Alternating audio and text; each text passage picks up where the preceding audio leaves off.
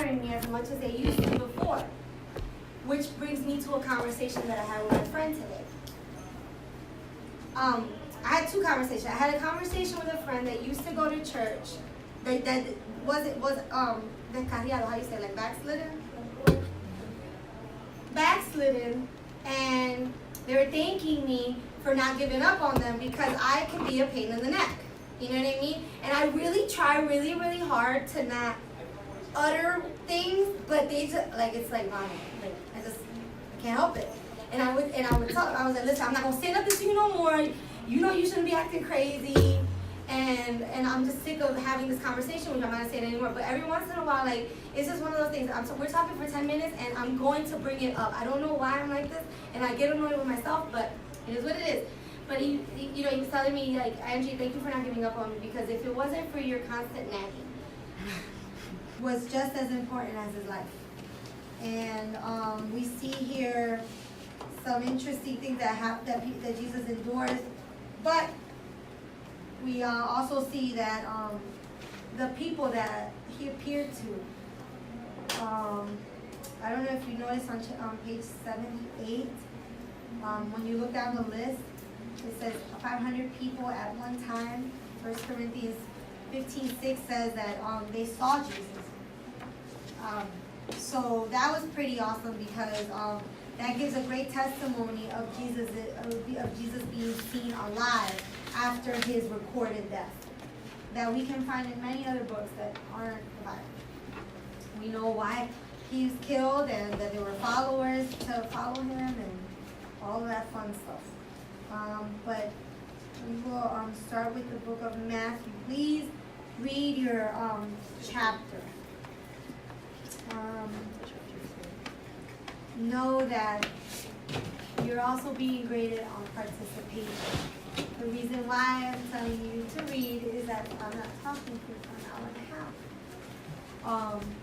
But that you can also, believe me, you're going to get some crazy stuff out of this. And so the book kind of gives you a summary, but you should be reading the book of Matthew. The book of Matthew is quite exciting. If you go down story by story, I know that our church is the youth is doing every single chapter of every single book of the gospel, and it's so much information that we won't be able to cover it all in class. But you read the Bible and read the book.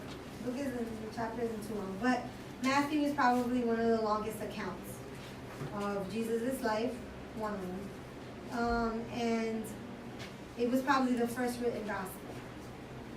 So we'll be referencing back to the chapter 4, and know that how many weeks we have.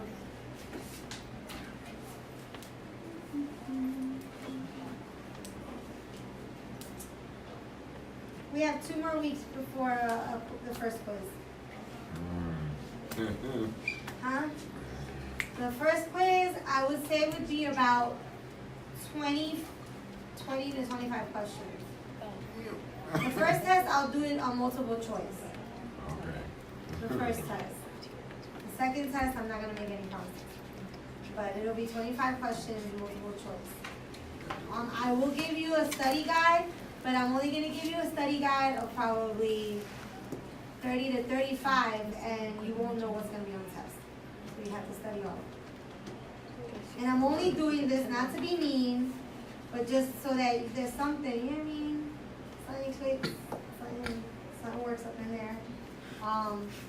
Because you're not going to have a quiz every week, because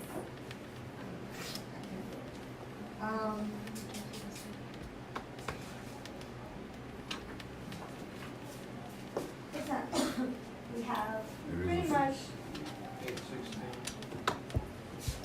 so pretty much we're done for this class. Does anybody have any questions or comments?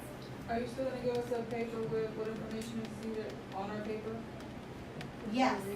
Can you text me? Because I have to print it out. Because writing it is pointless. But yeah, just some guidelines as to what I want in that paper. And that's That's the only paper you have to write. You're gonna have quizzes, but that's the only paper you have to write. So yes, Is it gonna be like one of those 5-page Jones? no more than 5 pages, no less than 2. But don't insult my intelligence either. Yeah. Because when I read your paper, I'm gonna know if you actually got it. Yep. So Test I my mean, skills. I learned by my first class that I can't. My desire is that you continue to learn after this, because you think you know it, but you don't. Like you continue to unfold the Word of God. But I mean, you're gonna be here for 15 weeks. You might as well make the best of it. Yes. What was the assignment again? No, it's fine. It's just it's a paper. Just pick your favorite. Well, not your favorite because they all should be your favorite, but the one that intrigues you the most of the 4 Gospels. Any book, Well, the 4 Gospels in general. So you're gonna have to tell me who wrote it, and I'm gonna write that. I'm gonna write it out to you so that you can go back to it and see what it is that I want. But I want to know who wrote it, who they were, what they did before, if we know what they did before, and what was that author trying to tell the reader? What were they? About all 4 of them. About just one, that one. So I'm writing this for this purpose, and basically in that way. But I'm gonna write it out for you so it just makes it easier to look at. And then that will be you have a bunch of weeks to work on it. A bunch of weeks.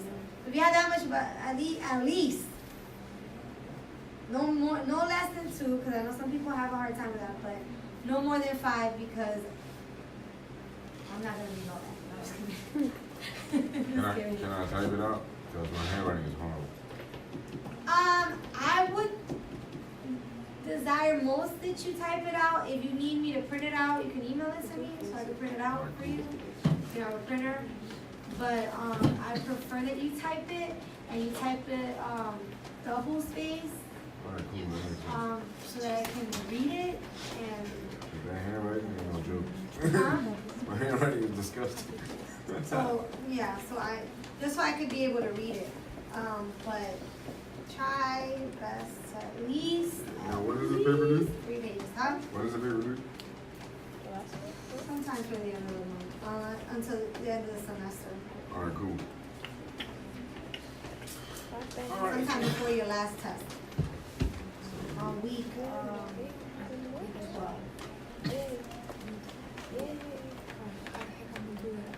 What is this, week I'm 3 or making something? week 12 or week 13 because week 12 you're gonna have a quiz. Yeah, I might do it before that. But it's towards the end, so. Any more questions? Nope. I'm good.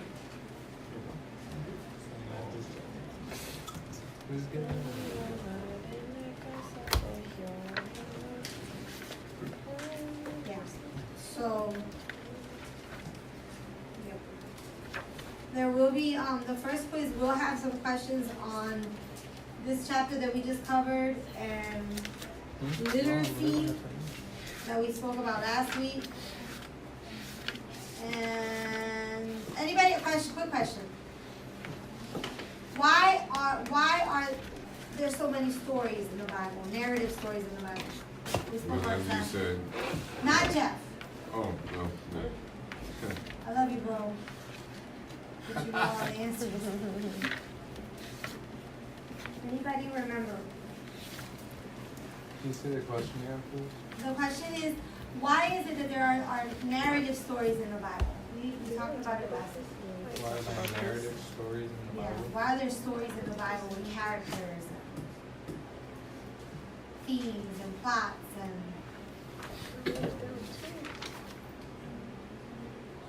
Because What were you doing? alright, I'm uh-huh. gonna say it.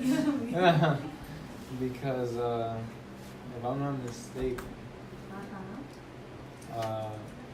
we learn and tend to remember more with stories. There you go.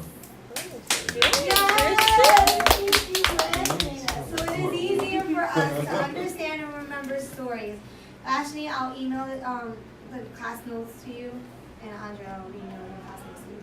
But we understand biblical literature. Well, we understand and remember things through stories. If I tell you, hey, look both ways before you cross the street, you're gonna tend to be like, all right, but you'll probably remember it more if I tell you a story about how I was sitting in a bus and I saw a little kid not look both ways and get run over by a car. You see how the drama of that? I don't want you to be the person to get run over, but I want you to remember that could happen to you if you don't look both ways. So that's how kind of the Bible is written. It's written so that we can understand certain things and stories, and the best way that our mind remembers it is through a narrative, through a story.